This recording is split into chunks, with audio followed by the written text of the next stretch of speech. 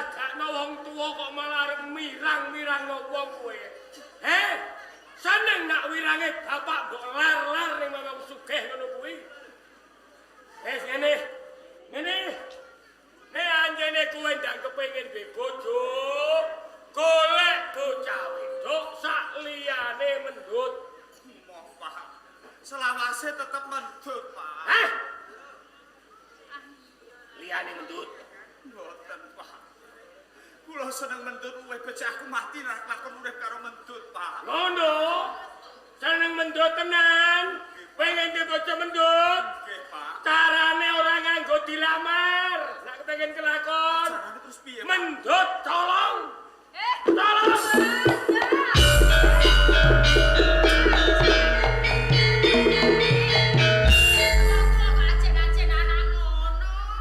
Tak idoni sisan kok. Kene iki pegel pikire kok malah. Terus anakmu kok piye anakmu? Lah kene calanan. Calanan wani nyolong anake wong ra kondang ta piye kok. Wis ben urusane calanan ana apa-apane tanggungane bapake. Meneh aja melu-melu kowe.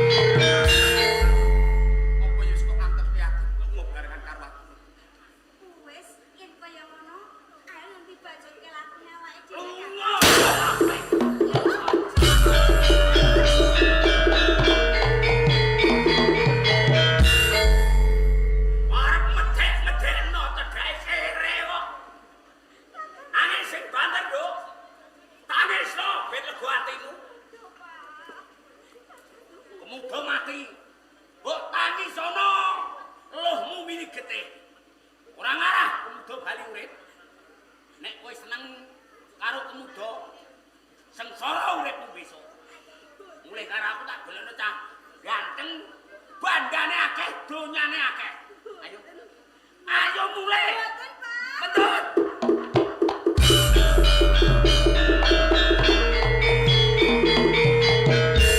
Anake wong edan. Dijak mulai malam mlayu. Dut. Betul.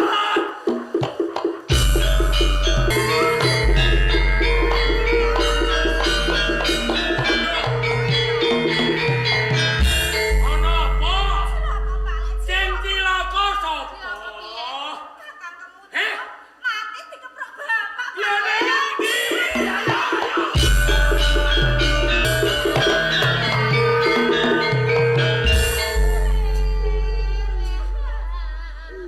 Mati kok kowe lele, mati kok ora Pak Amai. Mati iki lho anakmu iki piye, Pak?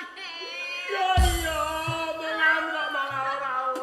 Anakmu iki piye anakku? Aku mau kelangan anakku yo, Pak. Iya.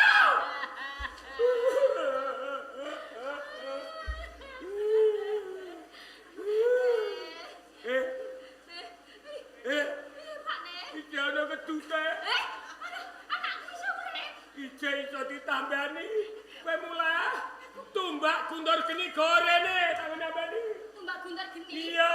Ning ndi Pak ning kono? Ning omah tak idoni ora gagal. Sik anggone. Yo yo yo. Alah, weh ya tak idiak dhewe ora ger aja ngene aduh. Aja ngene aduh. Eleng bapak eleng mbok. Iki lho Pak Nek lho. Ndi? Dan tambah Alah. Upeng-upeng aku malah bingung dhewe. Dan tambahno. Dan tambahno bendang. Bendang pelarian aku. Mbokmu. Apa? Kowe tak kandhani tumbak guntur geni iki nek nggo nambani cah semaput ben mandi sing ning sisahe kene meneng aja ngomong Satu omong. tak tambrane Yo meneng yo yo Pak Nek yo aku tak gak bekan. meneng tumbak guntur geni aku njaluk dina puasa anakku untuk tangga ger Yo. Eleng mbok ae. Le. Eleng mbok, mbok kirane anak kok kowe tak yo le. Le nek kowe ra ana terus mbok melok sapa. Eleng mbok yo le. Le. Le. Piye Pak Nek? iya piye tak idoni ki kok kowe mang tak kandhani tumbak tak nggo nambani kowe tak kongkon meneng Loh, aku ki mang ngomong. gak jeplak tok Malah yo aku kok lali. alah yo Baleni Pak Nek. Baleni tak empet aku nak kedua. meneng Yo yo. bulan baleni ae tangga teko lara tangga teko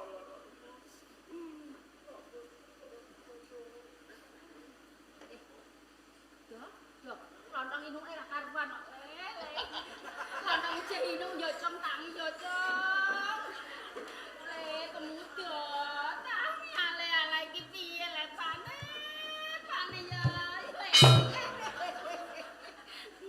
Piye le Pak Nek? Pak Nek kok ora obah. antene kowe iki ceriwes Lah apa? yo lagi badhe kandhani sing ngandhani cangkeme lagi meneng kok lali sesuk preksa ben gak lalinan Lah yo ngene kok yo wong kok ngene lalinan yo wis yo Pak Nek yo tak meneng ae baleni tambani wong kok lalinan Iya. wingi yo ngono urung katokan yo kondo wis katokan kok lali ora lali ora kowe iku ayo anjen ini gara-gara kowe kakean ngomong buak kuntur geni dadi ora mandi ora mandi terus piye iki Pak Nek aku gak kelangan yo enggak tambani kowe alah kok malah kok nambani aku ki ndek tombo apa sampean niku kok iso ancene tambane sing gawa kowe yo Heh takok wong tuwa-tuwa iki tangga kuno tangga Jawa wong iki ngono anak mbiyen sing lairno kowe cah semaput iku padha karo lali dalane iya dohno dalane Heh dalane ora ono raga Heh tambani kok dalane iki Pak iya dohno dalane lali dalane iki tenang jangan raga yo kelak ketemu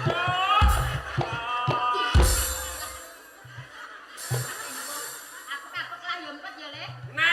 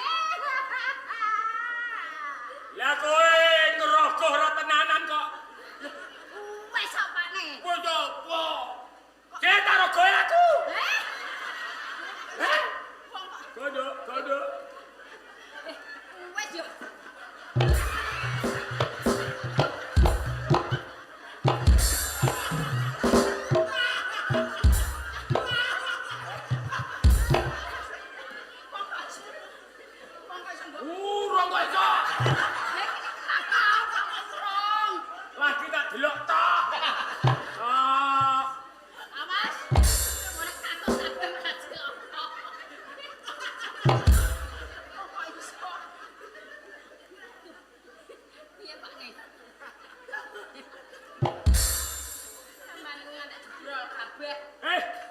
Sing jebrol apane? Wis ndang tambah nanam. Dalanem iki lho, Dok. Dalanem, Dok. Dalanem.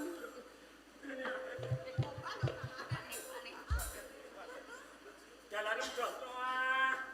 Dono piye? Lho. Iki lho dalanem rene, Dok.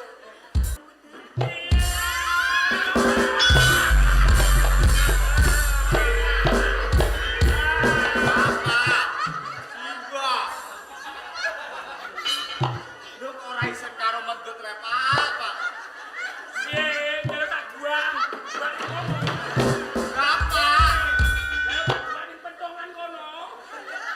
Nduk ora isen karo mendut rek, Pak. Alah, Pentongan maca Inggris ae.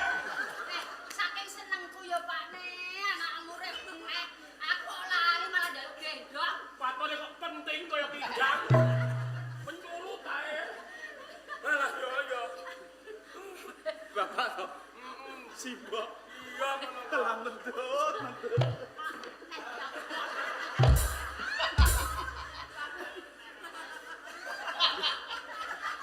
Saya mencolok kok sampai ancang-ancang. Malah seneng aku seneng kok Pak Ne, seneng anakku wis urip neh. Alhamdulillah. Kenapa toh mbok sampean iki kok malah Kowe iki Kowe ora roh kok, Le.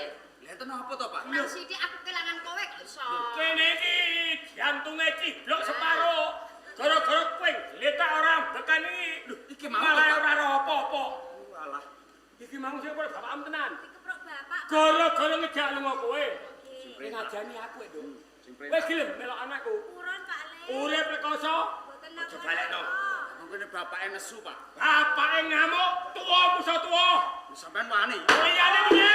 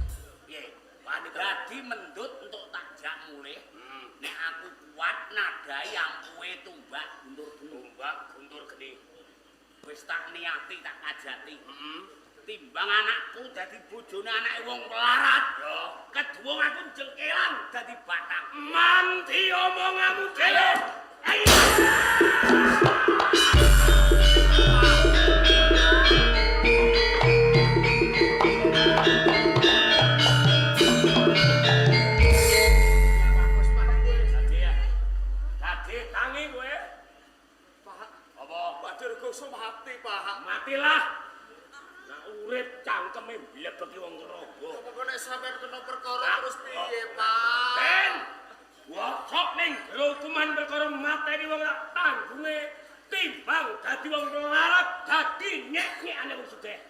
Aja malu-malu. Wonten kajine Kakang Patih penjaringan. Kene-kene porong kajine, Pak. Kene-kene Kakang. Malu.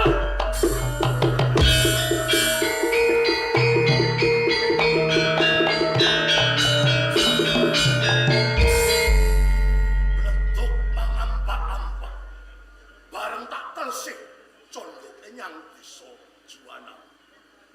Yen ora keluput saka panduluku, iki penggede Juwanalan Ki Jiwana.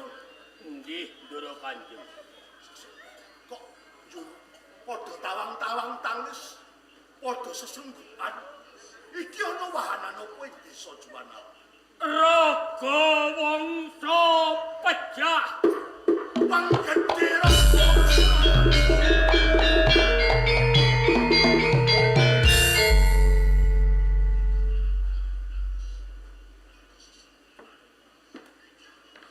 Ki Jiwana lho.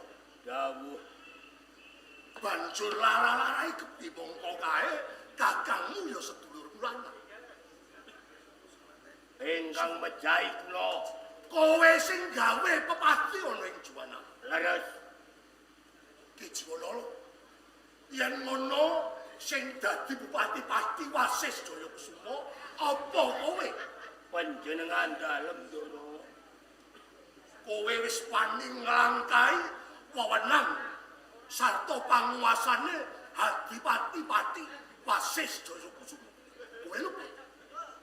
Mula kang saka kuwi sesuk Surya Bapak karangan kowe bakal tak patrapi Pidonopati. Aduh, Ndara Kanjeng.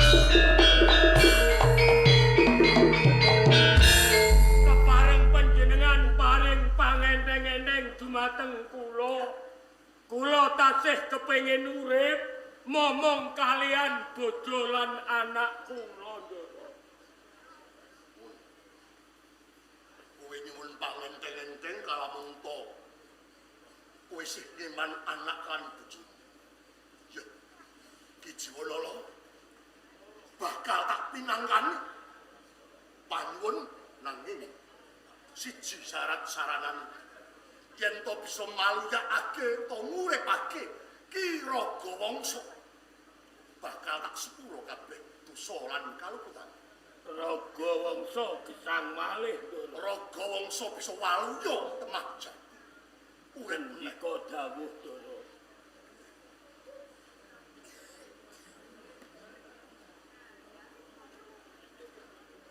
Awas. Janji tak tambani urip kok ijen melepuk, tak ijak rongkong mesthi. Ladiane Kiai Guntur Geni Tambaku.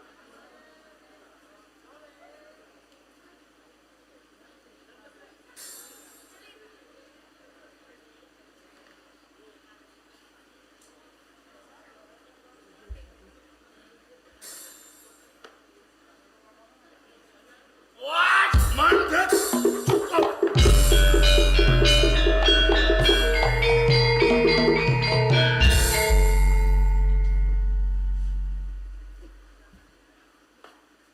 Yen aku ngrasakake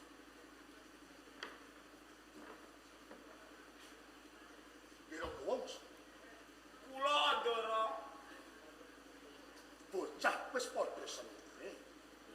Banjur apa dasarmu nganti kowe tumindak lan ngati kowe kedadian kaya ngene? Dasare Jiwanala tiyang mlarat. Jiwanala tiyang mlarat. Ya, banjur Mongko kula tiyang sugih nek nglamar teng omah kula tampa mesti dadi besan kula. bener. Nek dadi besan kula mergo mriku marat, kula sugih mesti nguleri donya kula. Raga Wangsa, Kula sampeyan kuwi pini sepuh wong tuwa. Kudune ora duwe patat tindak laku sing kaya ngono. Bocah wis padha senenge, wong tuwa jurung karepe anak. niku ra nek tiyang umum. Ya. Lah ya Niku ra nek tiyang umum. bener wong mboten umum. Angel wong kaya kowe kuwi angel. Dituturno tetep angel. Ngoten niku Ndara.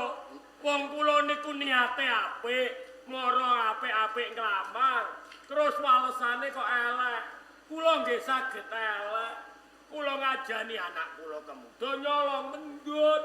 Saling kelampahan mendut dijak minggat kalih anak kula teng dalan ketemu kula dioyak raga wangsa. Ketemu karepe njaluk mendut. Kula mboten tok, piyambake meksa. Telasane kula sayembara menawi raga wangsa kiat nadai tumbak Kiai Guntur Geni saged beto wangsul mendut. Piyambake nekat kula jojoh Kiai Guntur Geni lajeng piyambakipun letak niku wau. Laras Ki Jiwanala panjenenganku mundhut pirsa. Apa pancen sayembara kuwi mung mligi kanggo raga wangsa? Apa lumeber marang sapa wae bisa ngleboni diri patembayamu? pun sisan damel Ndara. Sayembara menika mboten mligi kangge raga wangsa. Dumateng sinten kemawon ingkang kiat nadai tumbak Kiai Guntur Geni kukupane boyong mendut. Yen ngono, aku dhewe sing bakal mupugi patembayamu. Waduh, ampun, ampun. Kula wedi kecalan sesembahan keranten tumbak Kiai Guntur Geni menika tumbak ampuh. Ki Jiwanala aku mangerteni. Guna katiasane guna kasektene tumbak Guntur Geni. Tuladane Dipati Pathak Warak ana ing Kadipaten Mandalika. Kanjel babah depani lemah. Ketrajang tumbak Guntur Geni. Adipati Buntar, Adipati Malingkopo. Ugon jengkelang dadi batang. Merga ketaman tumbak Guntur Geni. Nanging Jiwanala Dipati Wasis Jayakusuma Dede Dipati Pathak Warak. Dipati Wasis Jayakusuma Dede Adipati Malingkopo. Kang kuwi aku wis samapta ing diri saka ing ati. Kalamun namani piadelmu Kiai Guntur Geni. Baturan Sumadyo Ndara Kanjeng. Pangis.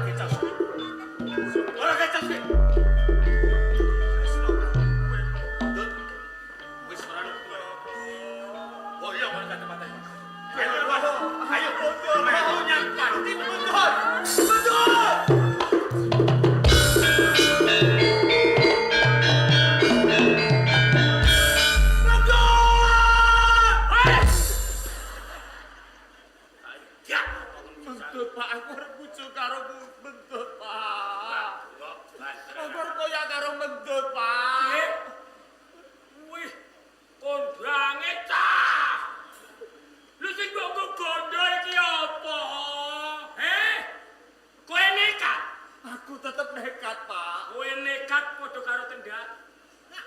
Sing gawa kemudo, sing gawa mendut iki ora wong ben-ben. Kae sing kuwasa ning pati Kanjeng Wasis. Rangsam sapa? Semyono. Pak, nganti aku pisah karo mendut iki gara-gara sampean, Pak. Menawa sampean ora gawe sayembara sing kaya ngono, sing ora aku pisah karo mendut. Iki sing salah sampean, Pak. Aku bapak malah mau sentak-sentak. Mendut, Pak. Ngono. Iya, Cong. Anjene wong tuwa iku panggonane salah kok. Kaya kendi kebet kecangking kotong kecangking iki wong tuwa. Nek bapak kaya aku, bapak melarat, ora tau man bener. Nek bapak sugih ora iso salah. Bapak salah. Nanging sak salah-salahe bapak, ijeh ana wong sing luwih salah. Sinten, Pak? Lho wong sing sirahe kaya ungkal.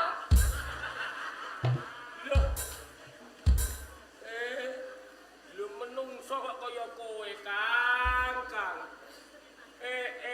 Kowe sugih bandha akeh. Duwe anak digawa bupati, siram yo ngepang. Lho, lah ngene ora manas ati. Lho. Ngenyek wong kowe ngenyek. Ya, tutup-tutupno. Meng perkara iki kok nganti anakku kendhat gara-gara mendut. Aku kelangan anak siji sing tak tutuk ora sapa-sapa. Kowe. Omong ngene iki.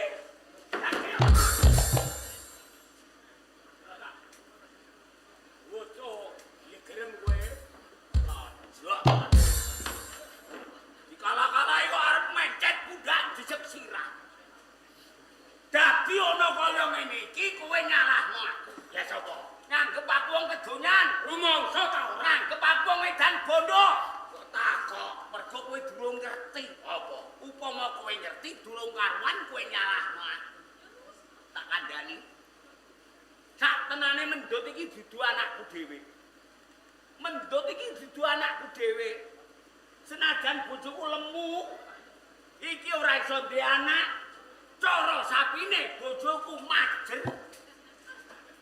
Bojo lo iki piye? Apa? Kakas geringen bojo lo.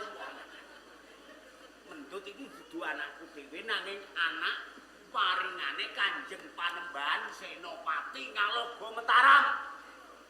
Nalika mendut iki cilik, mendut dipasrahno karo aku digendong mbokne.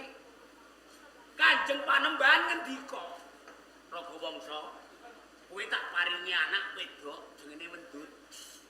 Eling-eling, besok nek ana gedene Mendut, aja nganti entuk dipek bojo karo calanang sing seneng Mendut.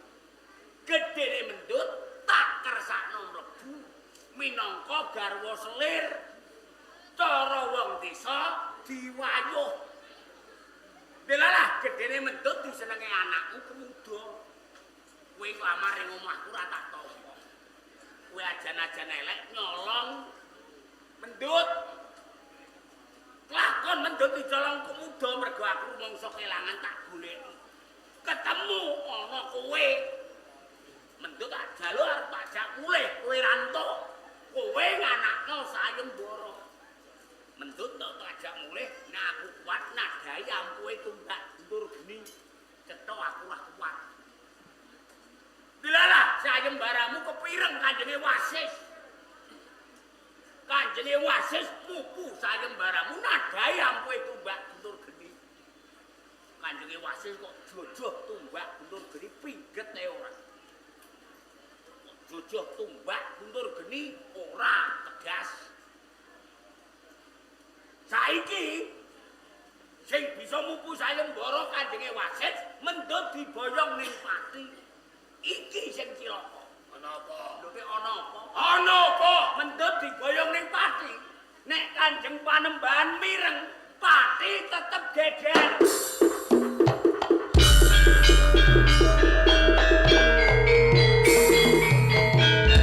Mangsat nek iki wong apik. Jebule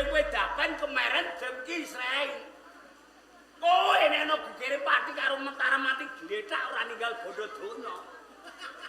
Lah aku donyaku akeh. Duit kowe 48 kilo setengah. Tinggo royokan wong iki. Loro nak ngono kok lagi saiki lem dongeng. Lah kudune Kadung geger lagi dongeng ora joget sore man dongeng.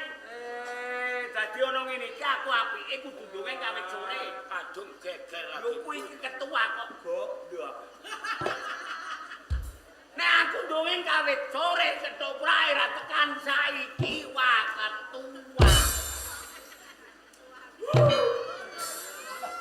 Kang, piye? Apa ngurung suwe ayo ning pati karo aku. Apa? Jaluk mendut Sajake le medhu. Aya. Mendut diboyong kok kene.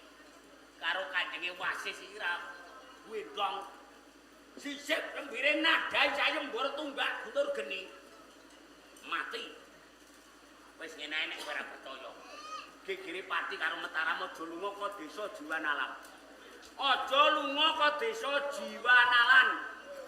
Mbokne, Piye Pak Ne? aja nganti kowe karo aku kecipretan geteh. Gegere pati karo Mataram. Lah terus ning Minggat ning ndi Pak Ne? ning randu guting. Apa itu? Tak gawekno omah. Kowe dadi bos PK. Ah, lah wong wis tuwa kok Eh, PK. aku melok bojoku dadekno ngene. Piye? Bojoku dadekno. Bojone Dadekno ngene mang lho. alah sing nganggo sapa? Sakene melok Kang.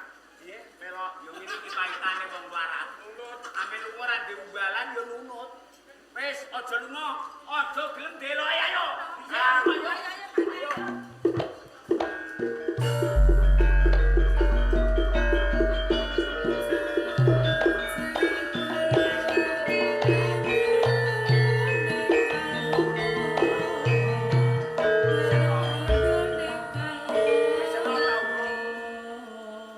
Sing jenenge jodoh iku ibarate pesti, Cung.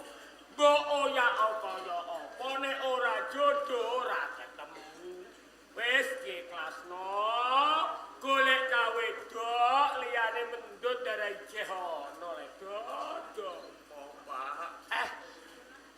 Mendut sing tak senengi aku pengen urip karo mendut yo, Pak. Mendut iku ana apa? Ora kelakon urip karo mendut nek becik aku mati. Eh! Pak.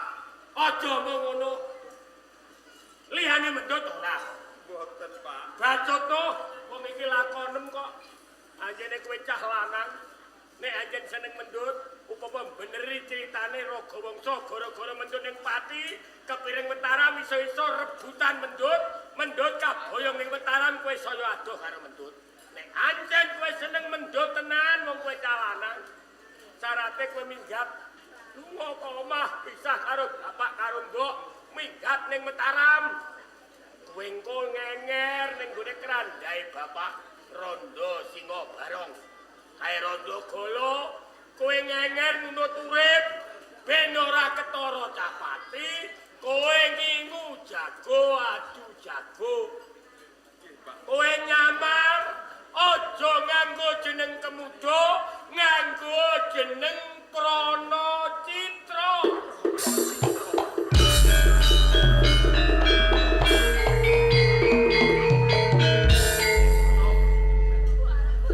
Ajar syarat apa bisa sibuk bapak.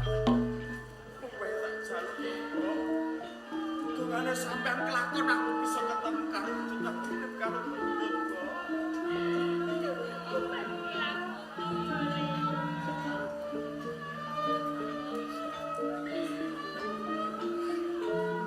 Pak, menawa kelakon mengko aku bisa ketemu karo mendut. Aja kuwi sing tak tahu.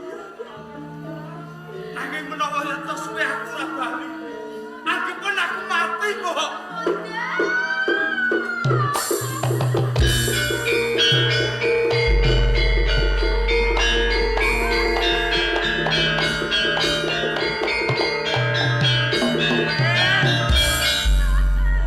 Wes. Aku selagi anak-anak. Iya,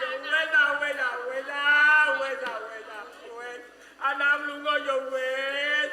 Anak lunga ya wes. Kowe tak takoki. Kowe kabeh ta ora?